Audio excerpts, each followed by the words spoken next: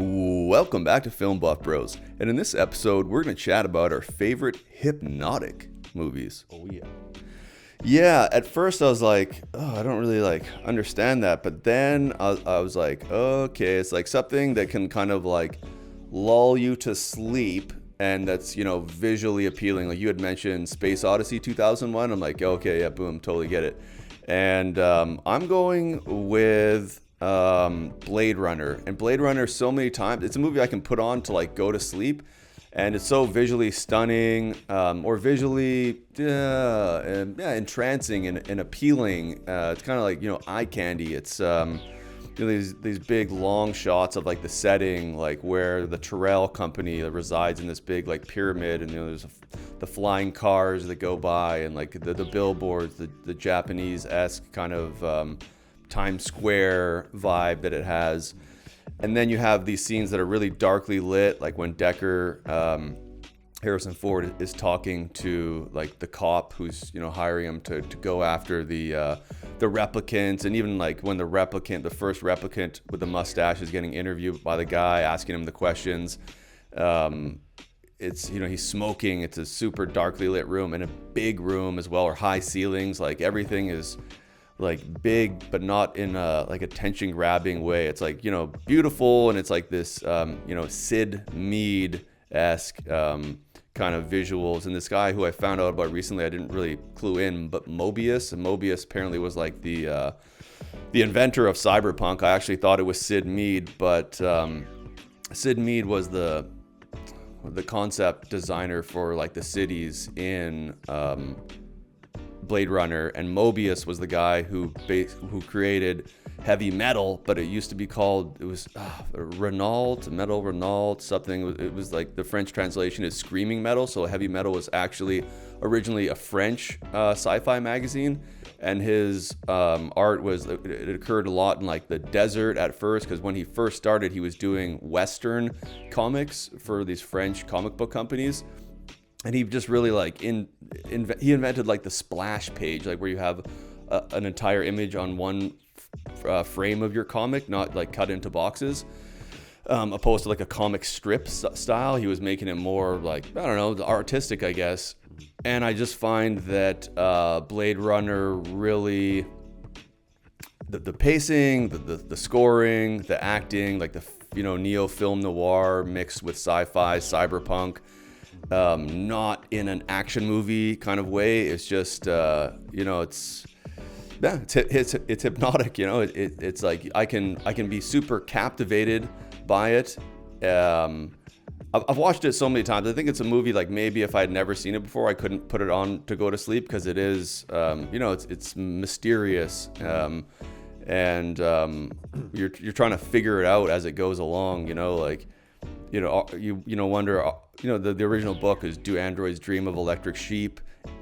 I'm just going to go on a quick minute tangent here. Right now, like they're making circuitry, computer chips out of human neurons. They're synthesizing these neurons. They're using protein writing technology. They're using amino acids, which are the building blocks of proteins, building blocks of life, to make fake synthesized neurons, and then they're using them as computers.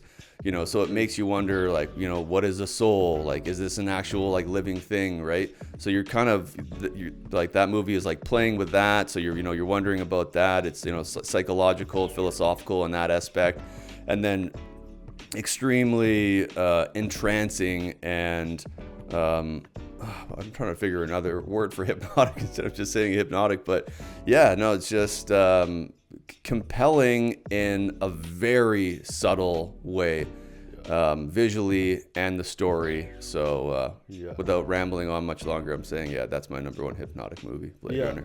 It may be a subjective sort of, everyone has their own idea of what they would say is hypnotic, but yeah, you made me think of just like, what is like consciousness, and like what is the difference between that and maybe our dreams are the real world, and this is like the Matrix, and this is the fake world. So it's playing all those things. But for me, hypnotic film is like a film that like you're not really, as you watch it, you're not really conscious. You kind of fall into this trance of like, when you watch a bad film, you're like, oh, when is this film over? Whereas like when you're watching a hypnotic film, like you're almost immersed so much in the film that you're watching it from a subconscious, not a conscious place. If I don't like a film, I'm conscious of it. So, but if it's orally and visually, like the CIA did all these experiments to see, subliminal messaging and all this stuff, and so if it like Vangelis, the score of Blade Runner is just like, it would have probably been a different movie. I think to me, like the score is more important than the visuals for Hypnotic, and quietness. Like I came up with the idea to do this episode because of watching Alien, and how like quiet. I forgot how quiet it is. Like the music's so gently, sparsely put in there. There's a lot of no sound, right? And so you're waiting to see what happens next. You're not waiting for the movie to be over. And The Shining to me is like, and I think a lot of hypnotic movies, at the end of the movie, it's kind of hard to stay hypnotic the whole time. You need to. It's like when you hypnotize someone, like 3, 2, 1, wake up, right? So like you're hypnotized throughout the whole movie, and then boom, in The Shining, it's like, yeah, he's gonna kill his family. You're kind of hoping the whole movie, like, when he's sitting with his kid on the bed, and you're like, oh, don't tell me he's gonna kill his kid and kill his wife. And at some point, but throughout the majority of it, it's such a slow build up in The Shining, where it's creating that dread, and you don't want to admit to yourself, maybe he's gonna do what I think he's gonna do, but they wait, and he waits, and then you get to the hotel finally, and makes you wait and wait and wait until you get woken up out of the trance, and jarred, like shaken awake out of it, like shaken awake out of a dream, when you wake up out of a dream. So I think the oral, the music, the sound effects, like this is the sound of when he's on the carpet, and then he hits the hardwood floor, and then he on the big wheel. Just like Lynch is great for that too. Like Mulholland Drive is another good example of, it's almost like hypnotic films are tapping into dreams and using the way things are just off a little bit. Things are off just a little bit.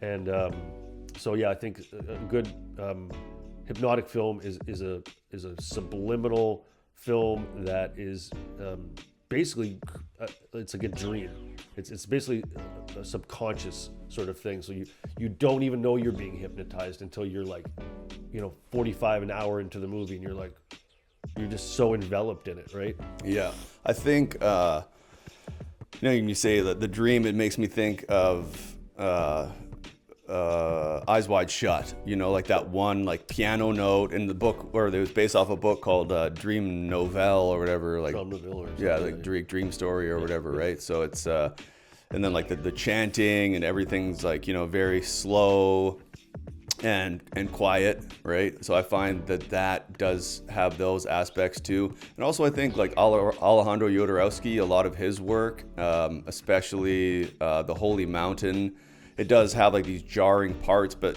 there's a lot of just like you're kind of looking at a painting and lots of like repetitive stuff, or really like drawn out stuff. It's like the art house stuff. Yeah. Where like you're trying to figure it out, but then eventually you're just like, oh, okay, it's like showing me this stuff. I'm just supposed to be like experiencing it visually, and there's not a lot, virtually no narrative, right? So you're not really following it in like a typical, linear kind of story way. It's more so you're just experiencing whatever is subjective to you, but also obviously the auteur is involved in bringing you into their world. But I definitely understand what you mean by hypnotic now, and I'd agree. Shining is like that too. Yeah.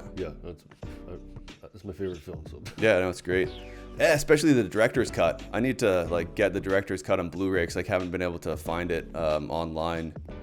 I remember one of the quiet parts in it, like when Shelley Long in the beginning is explaining to the therapist, the woman that comes to see like Danny, about the abuse that he sustained, and she just doesn't say anything in response to it. She's like, it's just one of those things like kids do. They get their arm broken by their dad. Yeah. That's again, it's just a little off. It's sort of like a dream. It's just like it's sort of abstract, like an alien. Like it's familiar, but it's alien. Mm-hmm. Yeah. Anyway, that's our episode for this week. Tune in next week for another episode, and please like and subscribe, and leave a comment down below to let us know what kind of movies you want us to see reviewed next. Be good.